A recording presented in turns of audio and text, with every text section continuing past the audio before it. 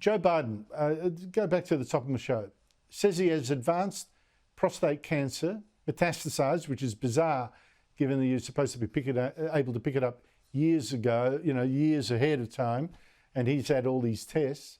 That's again, though, raised concerns that he, his wife and his staff lied and lied and lied about him being fit and sharp enough to run for president last year and serve, what's more, another 4 years in office. This is a scandal that seems to be developing. I mean, it should have been developed in his time in office, but really developing now.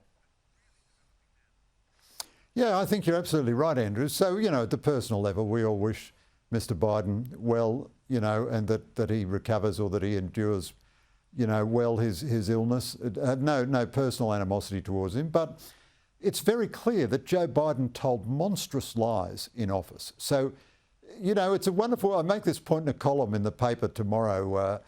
Trump lies all the time, but everyone knows he's lying, and he knows everyone knows he's lying. So it's almost just not lying. He says, I can fix Ukraine, Russia in a day. Well, everyone knew that was rubbish, and he knew that everyone knew. Whereas Biden told us really solemn, serious, profound things which were not true. He told us he'd never pardon his son, Hunter Biden. He told us Hunter Biden's laptop was Russian disinformation. He told us he was fit and healthy, never been fitter, and fit to be president for another 4 years. Whereas now all of his former supporters in the world of journalism, Jake Tapper from CNN, particularly prominent amongst them, are writing books detailing that his doctor told him he'd be in a wheelchair because he had crippling arthritis of his spine.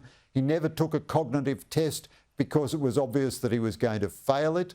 Everyone around him knew that he couldn't cope. They didn't have a cabinet meeting for 12 months because he was scared to be exposed to his cabinet secretaries. So he knew that he was not fit to be president, but he was determined to hang on, and those around him were determined that he hang on because they get their positions that way too. And this is indeed a scandal. So who is the greater liar? Trump, who lies sort of routinely but never makes a pretense that what he's saying is true, or Biden, who lied really profoundly about all kinds of critical matters and yet clothed himself in the raiments of moral rectitude? And, of course, destroyed his party in the meantime. Had he only been honest a few years ago, they would have had time to get a more credible candidate than Kamala Harris.